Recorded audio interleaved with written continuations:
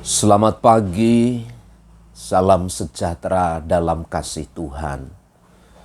Mari kita datang kepada Tuhan dengan doa.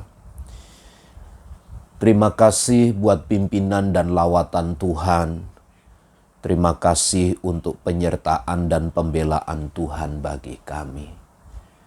Saat ini kami akan mendengar dan merenungkan firman-Mu. Lawat, berkatilah kami. Dalam nama Tuhan Yesus. Amin. Mazmur 137 ayat 1 sampai ayat 3.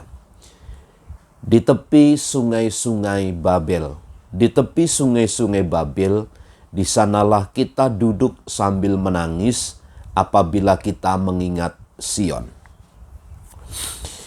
Pada pohon-pohon gandarusa di tempat itu kita menggantung kecapi kita. Sebab di sanalah orang-orang yang menawan kita meminta kepada kita memperdengarkan nyanyian, dan orang-orang yang menyiksa kita meminta nyanyian sukacita.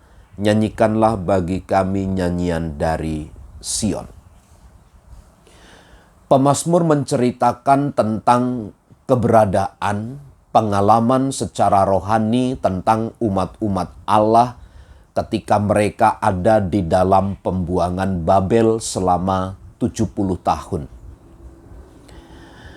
Adalah sebuah keadaan yang menyedihkan, di mana umat-umat Allah harus ditawan sedemikian rupa, diperhadapkan pada satu kenyataan yang memilukan. Bagaimana tidak? Di tepi-tepi sungai Babel, di sanalah kita duduk sambil menangis apabila kita mengingat Sion. Mereka mengingat tempat tinggal mereka. Mereka mengingat sukacita mereka ketika mereka masih ada di Yerusalem. Mereka menikmati persekutuan yang indah dengan Tuhan. Mereka menikmati lawatan dengan Tuhan. Tetapi sekarang keberadaan mereka hanya duduk di tepi sungai-sungai Babel. Di sanalah mereka duduk-duduk sambil menangis apabila mereka melihat keadaan Sion. Nah, yang tragis di dalam ayat 2, pada pohon-pohon gandarusa di tempat itu kita menggantungkan kecapi kita. Salah satu bentuk kesedihan yang muncul bahwa kecapi itu sebenarnya alat yang dipakai untuk mengiringi sebuah nyanyian dalam tempat ibadah. Tetapi kecapi itu mereka letakkan di pinggir-pinggir sungai Babel itu, di tepi sungai Babel, karena di situ ada pohon gandarusa, maka kecapi itu digantungkan di situ. Ini menandakan betapa sedih, betapa menderitanya hidup di dalam pembuangan, dalam sebuah tawanan Babel.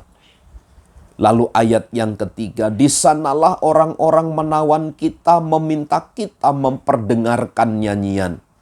Dan orang-orang yang menyiksa kita meminta nyanyian sukacita, nyanyikanlah bagi kami nyanyian Sion. Dalam keadaan pembuangan, dalam keadaan tertawan, mereka diminta untuk menghibur orang-orang Babel. Sementara satu sisi mereka bersedih, mereka berduka, mereka menderita karena ditahan, karena tertawan, dibuang oleh Tuhan. Tetapi dalam situasi itu mereka diminta untuk bernyanyi kegirangan di Sion. Nyanyian sukacita Sion itu coba nyanyikan kepada kami, itu permintaan orang-orang Babel. Bagaimana mungkin mereka dapat bernyanyi dengan sukacita, padahal hatinya berbeda dengan situasi yang dialami. Ini sebuah keadaan ironi, sebuah keadaan yang bertolak belakang dengan harapan. Karenanya harapannya adalah sukacita itu ternyata sempurna meluap-luap dalam hidup mereka ketika mereka ada di Sion. Sekarang mereka ada di dalam pembuangan, diminta untuk menyanyikan nyanyian sukacita. Bapak, Ibu, Saudara, saya ingin katakan begini. Dosa membuat kita tertekan. Dosa membuat kita tidak berdaya. Kesalahan membuat kita lemah. Kesalahan membuat kita lesu.